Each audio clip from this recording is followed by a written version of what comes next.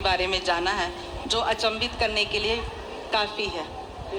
आपकी जो जीवन यात्रा रही है, आप एक विज्ञान के विद्यार्थी रहे। आपका बीएससी और एमएससी दोनों भौतिकी विषय में हुआ है। फिर अचानक वो कौन सा दौर आया सर जो आप अचानक से हिंदी साहित्य की ओर मुड़ गए? क्या वो कोई घटना थी या किसी से प्रेरित थे? मैं सबसे पहले आप सभी उपस्थित विद्यार्थियों का स्वागत करता हूं, उनका अभिनंदन करता हूं। आप हिंदी में इतना रुचि लेकर यहाँ आए हैं, इसका माने है कि हिंदी का भविष्य उज्जवल है।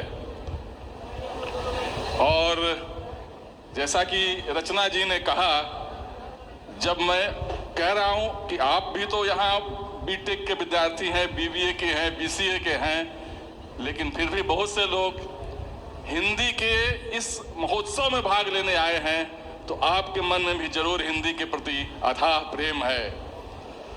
तो यहीं से मेरा उत्तर निकलता है। मैं भौतिकी का विद्यार्थी रहा हूं, साइंस स्कूल डेज से ही पढ़ा हूं, और लेकिन जब भी मुझे कुछ लेखन की प्रवृत्ति होती, मैं स्कूल के समय में ही सारी हिंदी की किताबें पढ़ गया था। और रांगेय राघव के जितनी अनुदित, शेक्सपियर की अनुदित जितनी किताबें थीं, संस्कृति का 4 अध्याय, सब काफ़ी किताबें मैं स्कूल डेज में ही पढ़ गया था। तो एक मन में हिंदी के प्रति लगाव था। मेरे अभिभावक स्वरूप मेरे बड़े भाई थे जो मुझसे 20 साल बड़े थे, और वो विद्यालय के प्रधानाचार्य थे, और वो हिंदी और अंग्रेजी में डबल ए में थे। तो हो सकता है कि पारिवारिक भी माहौल था इस तरह का जो कि हिंदी से मुझे जोड़े रखा।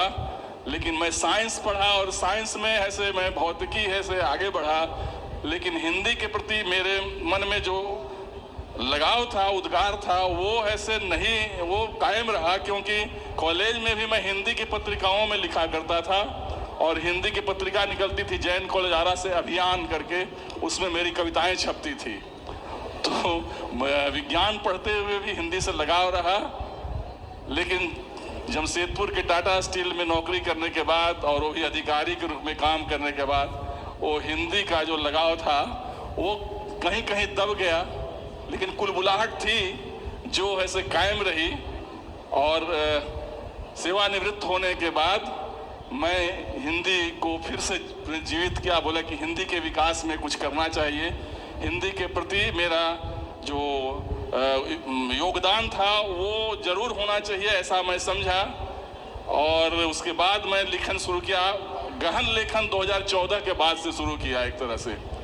और अभी तो 3 पुस्तकें मेरी दिल्ली से प्रकाशित हुई हैं, 2 कहानी संग्रह और 1 उपन्यास, और करीब 10 किताबें अमेजन किंडल पर हैं। तो ज़्यादा डिजिटली मैं हूँ और पुस्तकाकार रूप में कम हूँ, लेकिन जितना हूँ मैं, और अभी भी अनवरत लिख रहा हूँ। लिखने के प्रति मेरा ऐसे, और ख़ास करके मैं कहानियाँ और उपन्यास ज़्यादा लिखता हूँ। कविताएं भी लिखी हैं, ये कविता संग्रह भी है, लेकिन ज़्यादा कहानियाँ और उपन्यास लिखता हूँ, व्यंग भी लिखता हूँ। तो इस तरह से मैं समझता हूँ कि हिंदी में लिख करके मैं अपने को अच्छी तरह भी व्यक्त कर सकता हूँ।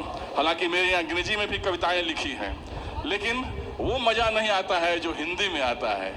और मैं तो भोजपुरी में भी कविताएं लिखा हूँ, और भावुक जी अपने जो ई पत्रिका निकालते हैं, मनोज भावुक, उसमें मेरी छपी है ऐसे भोजपुरी में कविताएं। तो भोजपुरी में कविता इसलिए लिख पाता हूँ क्योंकि मैं जैन कॉलेज आरा में पढ़ा हूँ, जो कि भोजपुरी का हार्टलैंड है।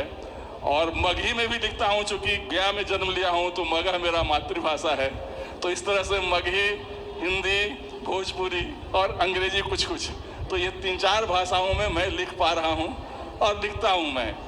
तो मैं समझता हूँ कि रचना जी का जो उत्सुकता थी, उसका एक अंश का मैं उत्तर दे सका हूँ। बहुत बहुत धन्यवाद।